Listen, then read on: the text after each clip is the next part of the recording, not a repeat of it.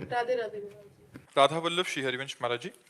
महाराज जी, बहुत बार ऐसा होता है कि मेरे आसपास के लोग जब मेरे प्रतिकूल व्यवहार करते हैं तो मैं उन्हें इग्नोर नहीं कर पाती हूँ। फिर आपकी बात याद आती है कि नाम जप करूं, एक बार करूं, फिर 100 बार में से 99 बार फेल हो जाती हूँ। तो मुझे संदेह होता है कि क्या मैं नाम जप कर रही हूँ, क्या मैं दिखावा तो नहीं कर रही हूँ, नहीं कैसे नहीं, खुद को ऐसे मजबूत करूं? देखो, विवेक कमजोर है, बुद्धि तो है, विवेक कमजोर है, काट नहीं पाता है, इसलिए आप मतलब इग्नोर नहीं कर पाते।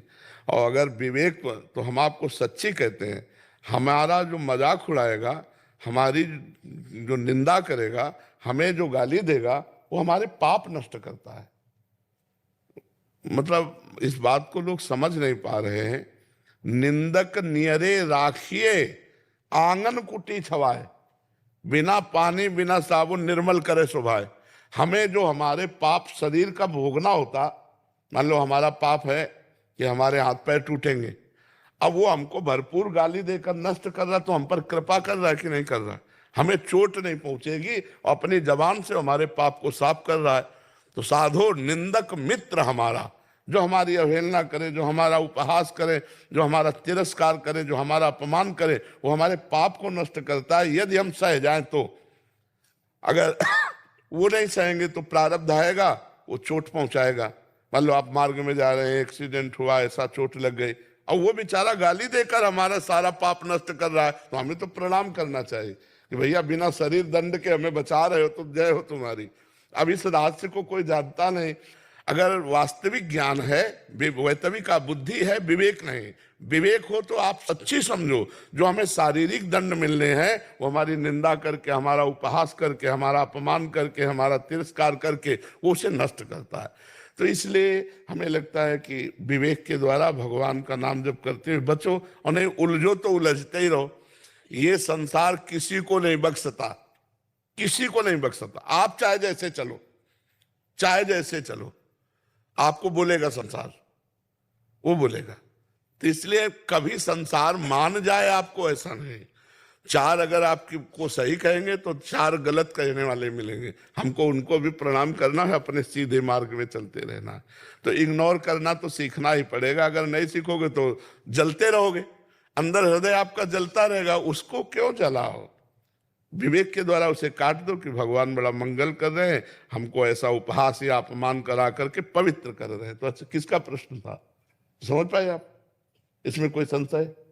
इग्नोर होता नहीं है। नाम जप करो, पावर आ जाएगा।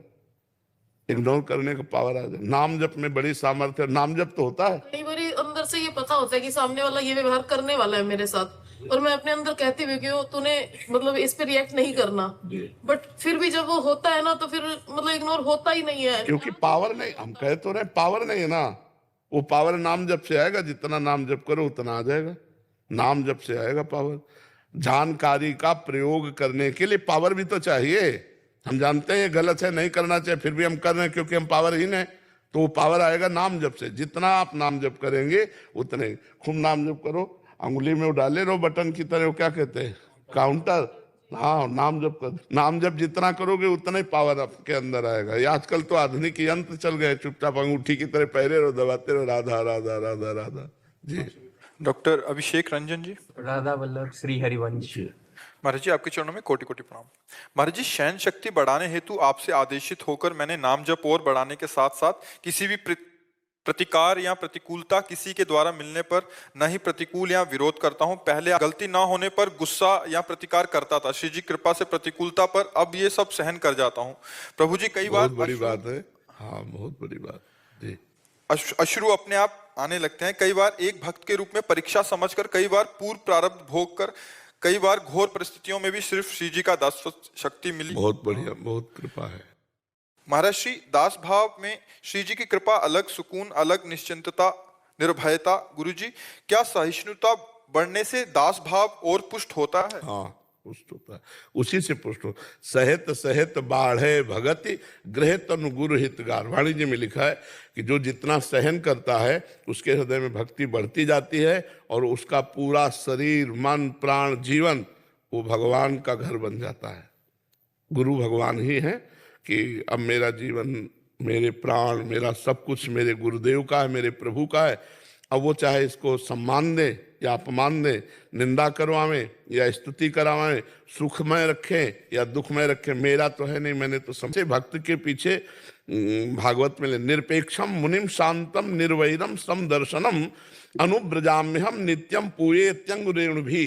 भगवान स्वयं कह रहे हैं जो निरपेक्ष है, किसी की अपेक्षा नहीं रखते कि आप हमें प्यार करो कि ना करो, आप हमें कोई अपेक्षा नहीं।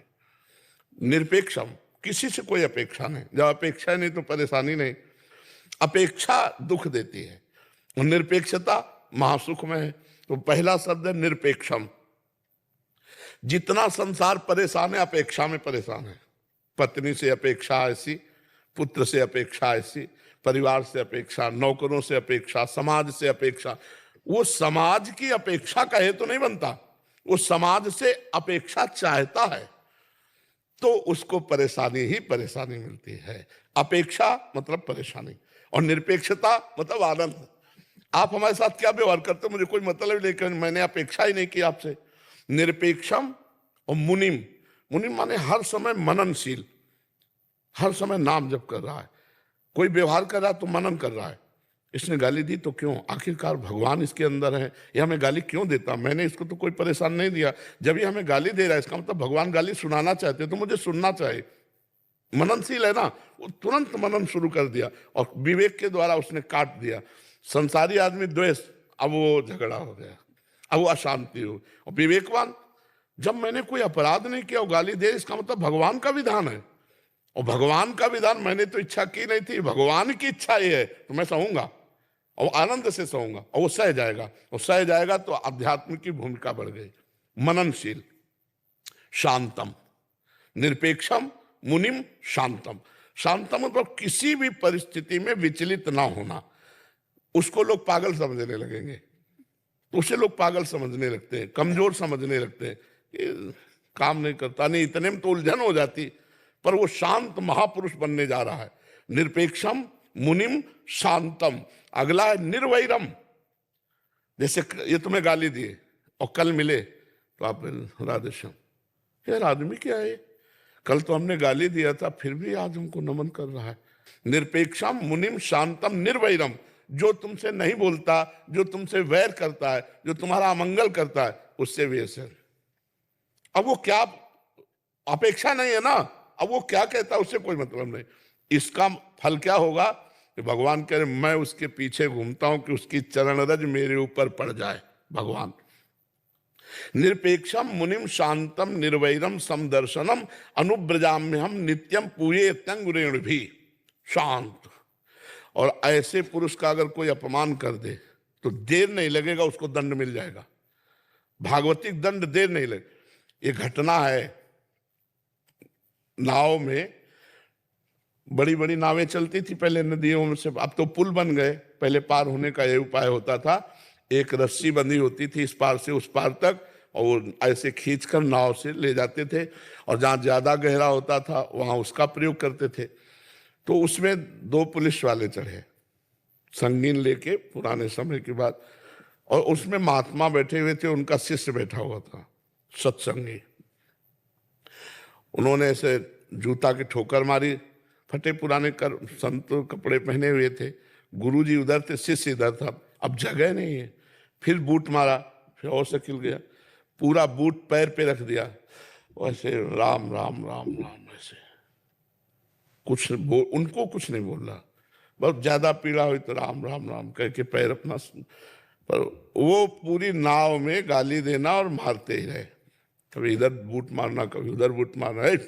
अब उनको रंग कर संतन जाना, तो संत को भिखारी समझते ना, जो अभिमानी गर्विष्ठ लोभ मद मत अगाधा, ये जो दुष्ट स्वभाव के लोग होते हैं ये रंग कर संतन जान। पर ये पता नहीं दुखिया को न सताइए, दुखिया देगा रोए, और जब दुखिया के मुखिया सुने तो तेरी गति का हो। अब नाव गई तो नाव पानी में ही तो चलेगी, जहां इतना इतना पानी होता है वहां नाव तो चलेगी नहीं, तो 2-4 कदम पैदल चलना पड़ता। अब वो बूट वाले तो उन्होंने संगीन ऐसे लगाई और सोचा छलांग मार देंगे, और बूट फिसला, सीधे संगीन पार कर गई गर्दन, सीधे संगीन। तो साधु अवज्ञा तुरंत भवानी कर कल्याण अखिल, तुरंत उसका फल मिला। तो जो शांत है, सहनशील है, अगर हमने आपको गाली दी, आपने गाली हमें दे दी, हिसाब बराबर, और अगर आपने गाली नहीं दी तो अब डर जाना चाहिए हमें कि अब इसका दंड हमको बहुत बुरा मिलेगा।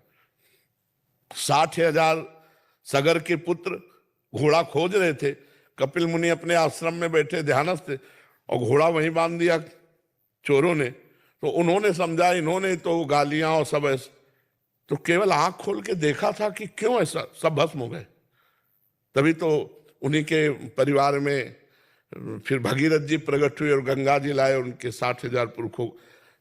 जो शांत महापुरुष, उससे डरना चाहिए। जो किसी को उत्तर नहीं देता है प्रतिकूलता का, वो उमा क्षमा सापौते भारी, अपने कर्म पर। हमको ऐसा नहीं सोचना कि हम उत्तर नहीं देंगे तो इसको दंड मिले, हम ये सोचेंगे भगवान इसको कभी दंड न मिले, इसकी बुद्धि शुद्ध हो, आप इस पर कृपा करो, इसके अंदर सद्गुण आवे। यही भक्त का हृदय होता है। बहुत बड़ी सामर्थ्य आ जाती है जब चलोगे सिद्धांत से। पर यह जरूर है कि बीच बीच में आपके सामने तिमाही, छमाही, सालाना प्रश्न आते रहेंगे, बस उनको उत्तर देना है आपको। ये नहीं समझना ये व्यक्ति है, आपको बस यही समझना ये प्रश्न है, अब इसका उत्तर देना है। एकदम प्रतिकूल व्यवहार करके आएंगे कि परमार्थ भूल जाओ और आप लड़ जाओ या आप फंस जाओ, तो आपको हर समय ये सचेत रहना। सचेत तभी रहोगे जब नाम जप चल रहा है कि ये मेरे सामने माया ने प्रश्न किया, मुझे उत्तर देना है। तो उत्तर क्या देना उसी समय आपके अंदर आ जाएगा, क्योंकि आप भगवान का भजन कर रहे हो और फेल नहीं हो। और जैसे पास होगे भूमिका बढ़ती चली जाएगी। ये अंदर की भूमिका है, गंभीरता आ जाना, शांत हो जाना, निरंतर भजन में रहना, भगवान की झांकी झलकने लगना, ये सब भूमिकाएं हैं। और आगे फिर तो परमात्मा स्वरूप की प्राप्ति ही है। तो धैर्य पूर्वक चलते रहो। जी जी गुरु जी, ये जो दासत्व भाव आया, ये श्री जी की कृपा से आया सर। गुरु जी, जो मेरे अंदर एक भाव था कि क्या दासत्व भाव बढ़ाने से, पूर्ण समर्पण करने से भी सहन शक्ति बढ़ सकती है? क्योंकि सहन शक्ति जो मूल आधार है, अगर दासत्व भाव बढ़े तो भी सहन शक्ति बढ़ सकती है। जैसे एक सिक्के के दोनों पूरक हैं। मुझे ये भाव आता है कि क्या हम अगर दासत्व भाव, जैसे अभी जो हमने बताया उसको शायद आप समझ नहीं पाए। ये दासत्व भाव का ही पुष्टता का था कि मेरी इच्छा थी नहीं और सामने से कोई क्रिया प्रक्रिया प्रतिकूलता आई तो मेरे स्वामी ने भेजी ना, तो स्वामी ने भेजी तो मुझे जोई जोई प्यारो करे सोई मोहि भावे। सहनशीलता से दासता और दासता से सहनशीलता, दोनों एक, जैसे आपने कहा ना एक सिक्के के पूरक है। तो हम तभी तो सह पाएंगे जब हम ये मानेंगे मेरे भगवान का विधान, नहीं सह कैसे पाएंगे? फिर तो हम प्रतिकूलता समझ लेंगे, और प्रतिकूलता समझ लिया तो फिर हमको असहनीयता हो जाएगी, असहनशीलता आ ही जाएगी प्रतिकूलता समझ। और जब हम भगवान का विधान समझेंगे तो प्रतिकूलता नहीं आएगी। और भगवान का विधान तभी हम मान सकते हैं जब उनके दासत्व के भाव में रहेंगे। बिल्कुल ठीक है। जिस कार्य की अपेक्षा हम छोड़ देते हैं, हाँ, वो कार्य हमेशा अच्छे के लिए बन जाता है। अच्छा, हाँ, बिल्कुल बिल्कुल। जिस कार्य पर ज्यादा चिंता परेशान होते रहते हैं, वो कार्य ही कहीं ना कहीं बिगड़ जाता है। हाँ, बिल्कुल ठीक बात है। जब भी कुछ भी टास्क आता है, पर साथ में नाम चलना चाहिए। हम चलता है। हाँ, ठीक है, ये बढ़िया। राधा रानी से अपेक्षा कर सकते हैं किस बात की? किसी भी अगर चिंतन भजन ज्यादा बढ़ाने के लिए? हाँ, ये तो मांगेंगे, उनसे नहीं मांगेंगे तो और किससे मांगेंगे? ये जी, और अपने जो राधा रानी है उनसे हम अपेक्षा। हाँ, बिल्कुल करना ही चाहिए। अपेक्षा हम सब करते हैं, क्योंकि उन्हीं के बल से हम आगे बढ़ते हैं। उन्हीं से हम अपनी जो मांगे होती है, चाहे लौकिक हो चाहे पारलौकिक हो, उन्हीं के सामने रखते हैं कि अगर आपको पसंद आए तो पूर्ण कर दो, नहीं इसे नष्ट कर दो, हमारे अंदर कामना नष्ट कर दो। अपने इष्ट से, अपने गुरुदेव से तो अपेक्षा रखते ही हैं। संसार से आशा एक राम जी से, दूसरी आशा छोड़ दे। तो आप आशा एक राम जी से, अपेक्षा तो उनसे करेंगे ही। शुभम सिंह जी। राधे राधे। राधे राधे महाराज जी। महाराज जी, ये प्रश्न बार बार होता है, बट बहुत जनरल प्रश्न है, तनाव से कैसे बचें महाराज जी? हाँ, तनाव से बचने के लिए देखो, हम तुम्हें बता दें, बिल्कुल सरल भाषा में हम इसलिए उत्तर देते हैं। एक शिष्य ने गुरु जी के चरणों में प्रार्थना करके भूत का मंत्र सिद्ध किया। अब भूत सिद्ध हो गया जब, तो उसने कहा काम बताओ, अमुक काम, वो चट से कर देता। उसने कहा काम नहीं बिठाओगे तो मार डालेंगे। वो गुरुजी से बोले, गुरुजी बहुत समस्या है, भूत को सिद्ध तो कर लिया। वो कहता काम बताओ नहीं तो मार देंगे। तो उनका ठीक है, एक डंडा गाड़ दिया बांस का लंबा, और कहा भूत से कहा इस पे चढ़ो उतरो, जब काम होगा तो हम काम बता देंगे, नहीं तुम्हारे लिए यही काम है। समझ रहे हो? ये भूत है मन, इसको काम में लगाओ, सत कार्य में, नहीं उठाक पटक देगा तुम्हें, डिप्रेशन में पहुंचा देगा, ओवर थिंकिंग। ये सोच सोच करके तुम्हें पागल बना देगा। और इसके लिए खंभा गाड़ो, राम राम राम राम, राधा राधा राधा राधा, कृष्ण कृष्ण कृष्ण, नाम रूपी खंभे पे चढ़ाओ। काम है तो काम करो, नहीं नाम जपो, नाम में लगो, ओवर थिंकिंग बंद करो। जब नाम जप करोगे तो आप देख लेना, दूसरों का डिप्रेशन नष्ट करने वाले परमाणु आप में आ जाएंगे। आपका डिप्रेशन है, किसका प्रश्न है? तो समझ रहे हमारी बात। तनाव मुक्त होना तो बिना पैसे की दवा है, और ये छूछा तो सब नाटक है बच्चा। सच्ची बात, कोई किसी को ठीक कर सके, किसी में ताकत नहीं। अरे सुनो, बड़े बड़े ब्रह्म ऋषि ऐसा नहीं कर पाए जैसा आजकल लोग कर रहे हैं, ड्रामा छुओ बस। तो ये अस्पताल बेकार हैं, ये विज्ञान पढ़कर डॉक्टर लोग बेकार हैं, औषधियां बेकार हैं। भगवान का एक अवतार हुआ, धन्वंतरी अवतार, और उन्होंने वैद्य का स्वरूप करके सब औषधियों का निर्माण किया। वो छू वाला रख देते, औषधि वाला हटा देते, बोले ऑपरेशन होना, बोले छू। अब कोई नहीं है। आपको सुधरना पड़ेगा, आपको नाम जप करना पड़ेगा, आपको व्रत नियम संयम से रहना होगा, तब आप ठीक हो जाओगे। ये दूसरों के चक्कर में मत पड़ो कि तनाव मुक्त होने के लिए हम किसी के पास जाएं और वो छू बोले और वो ऐसा कुछ नहीं, कोरा पाखंड। कौन सा ऐसा मंत्र है, कौन सा ऐसा ग्रंथ है, कौन सा ऐसा पंथ है जिसका बचपन से ज्ञान नहीं हुआ? लेकिन ये अवश्य में भोक्तव्यम कृतम कर्म शुभा। रामकृष्ण परमहंस जी के गले में कैंसर था। इन बड़े बड़े महापुरुषों को कष्ट मिला, सहे, और आज ड्रामा होता है। तो हम जवान भाइयों से, अपनी समाज से प्रार्थना करते हैं, आप अपने आचरण सुधारो, आप खान पान सुधारो, आप भगवान का नाम जप करो, आपका मंगल होगा। अगर आप आचरण बिगाड़ रहे हो तो कोई आपका मंगल नहीं कर सकता, ये पक्की बात समझ लो। चाहे जितना आप दान पुण्य कर लो, अपने आचरण नहीं सुधारोगे तो मंगल नहीं होने वाला। आचरण सुधारो, चरित्रवान बनो, माताओं बहनों की तरफ गंदी दृष्टि मत करो, मांस मत खाओ, शराब मत पियो, किसी का बुरा मत करो। जो प्रारब्ध आ रहा है उसको भोग लो, राम राम कृष्ण कृष्ण हरि हरि जपो, मंगल हो जाएगा। मनुष्य जीवन मंगल करने के लिए हुआ है। तो ये ओवर थिंकिंग बंद करने के लिए नाम जप करो, और कोई नशा मत करो, और गद्दे मोबाइल में दृश्य मत देखो, ठीक है? तरुण जी, राधे राधे। राधे राधे महाराज जी।